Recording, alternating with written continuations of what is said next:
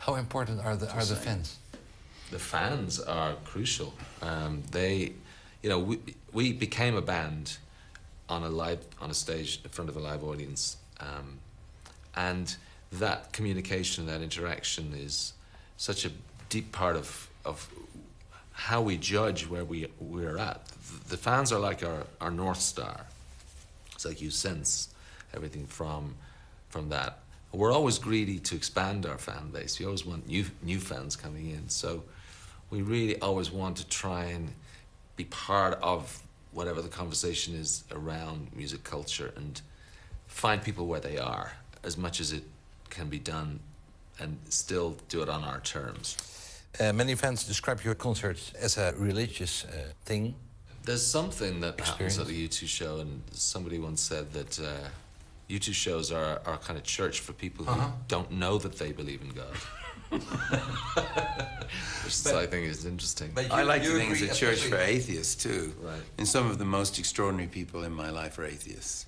That I'm a believer, that we have a shared faith in this band is a thing to be careful of, because religious people can be very annoying, are often very annoying, and I include myself. And so you got to be. I think love is all that matters, and it's we. I only trust acts of love. Edge, is the man next to you slowly becoming Paul Hewson again? Yeah, I actually think so. I think Bono's journey has brought him home. Cool. And I think that there's strength to be had from kind of embracing the past, owning it. And it doesn't change anything about Bono, but it's sort of an extra sort of strength that comes from a lot of the it. past. There's a lot of bluster in being a frontman. You try out different personalities. It's hard to be filmed and to be interviewed, and it's not hard, by the way, compared to working in a coal mine. It's easy, but it's tricky, psychologically. So you develop these kinds of protections, and then you hopefully get to a place where I don't need to feel protected. But is a mask? Yeah, I think you do develop different masks. Coming off? And this was the time to just not, and just admit. And the character at the end of Little Things That Give You Away is, I didn't even know that character's there. I think it's also, in Songs of Innocence, a lot of those tunes were about this effort that we had to put in to get anywhere. And getting anywhere meant getting out of Dublin. So it meant getting to the UK to do some shows, getting to get a record deal with a UK label, getting to tour America. Everything was forward-looking and about kind of an escape from where we came from. Mm-hmm. So we, for many years, we'd approach Ireland as a sort of inspiration for songs. And, there's a lot of our songs were inspired by Ireland. But in terms of our part, like our upbringing, where we came from, it's only recently, I think, we've all sort of given ourselves the opportunity to really look back and get into it. And I think it's healthy. I think it's just part of maybe getting to this part of our stages as people, but as artists, is to own that past. Which is your song? That's a good question. In some ways, you have to ask Bono on a lyrical front. I mean, I think the song that I probably put the most of myself into is Love Is Bigger Than Anything in Its Way. That is something that is somewhere where U2 is doing something no one else can do. Summer of Love, I thought it was about Summer of Love, but it's about refugees, right? I've been thinking about the West Coast, not the one that everyone knows. Mm-hmm. Syria. Yeah, Syria. People escaping the west coast of Syria. We live together. We've a little compound in the south of France. It's our reward for growing up in Ireland, where it fucking rains every day. And we live our summers, and we listen to music, and we have great times.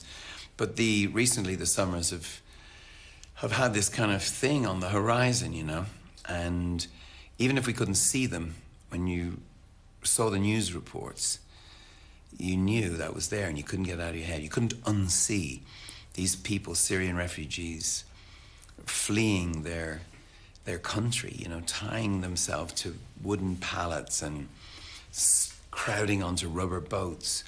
It's the same sea that we're sitting drinking rosé with our kids. It was interesting. So we wanted, it was still a love song, Summer of Love, but that's the thing. They're the shadows on the horizon. Yeah, and then Red Flag Day comes from the same place. Yeah. So they aren't letters. They're just two songs that are, they're like photographs. Okay. I mean, look, Europe. We're in a moment where Europe is being reimagined, and it'll either be reimagined by people who don't have much imagination and want to go back to old nationalisms. You know, after globalization comes localization, or we have to reimagine it. Everyone, you know, left and right, artists, everybody. And what is Europe? And I've felt that Europe is a thought that needs to become a feeling. Like, we read about it, we live in it, it's great, it's a concept, a cold concept. But Europe to me is a really romantic project. And it's a betrayal of Europe when we let people drown in the seas around us. That is not who we are. And if we want to feel European, that's how we feel European. And Chancellor Merkel, she did an amazing thing. And and Holland has been so generous in the past. But in the past, yeah. In the past. And will be again. I feel ashamed to be honest. You know, Ireland can't really shout too loudly. Yeah, Germany let in these people. They see them arriving in Munich, and people were waiting with little shoes, and everyone brought. This was Europe. For the first time, I felt, oh my God, I'm feeling Europe. And then this backlash against her. Well, we've got to frontlash the backlash. How about that? Bono, you openly criticized President Trump. I saw the last video.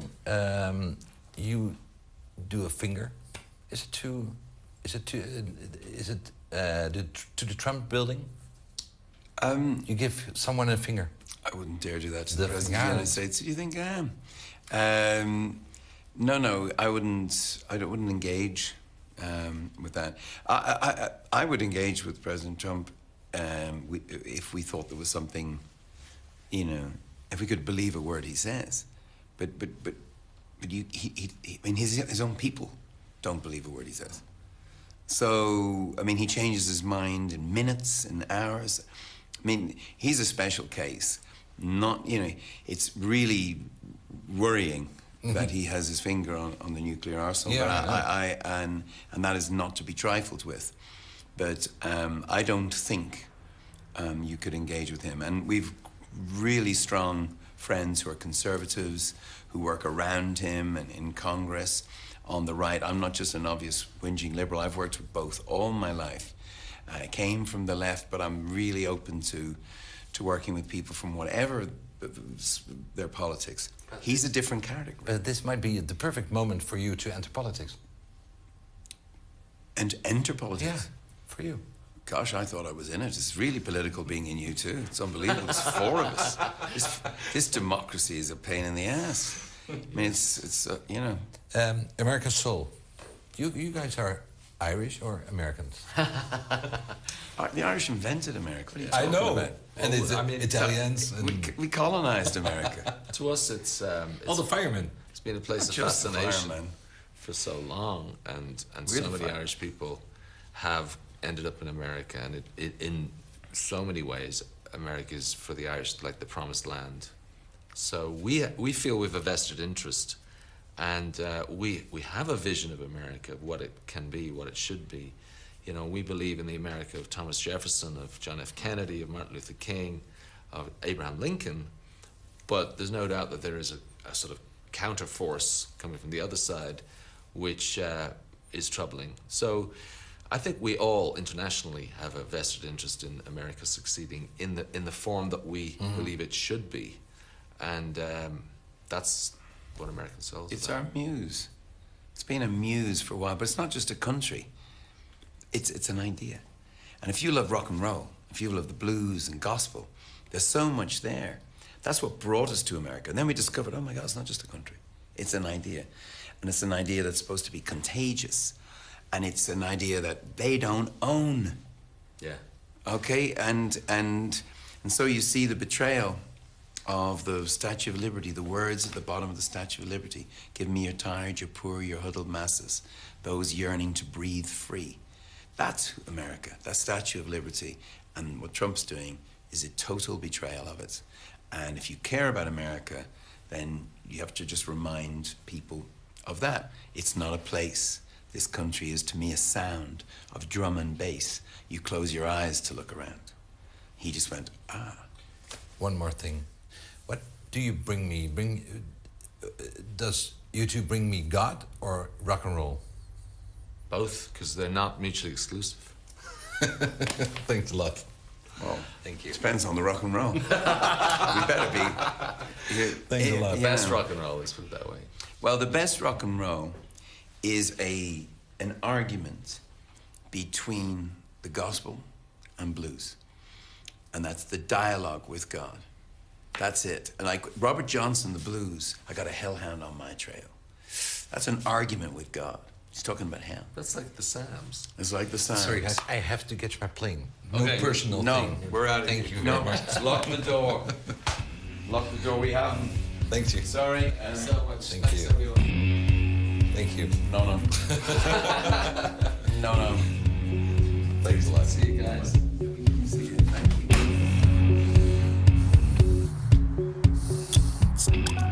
Staat erop. Ja, ik vond het...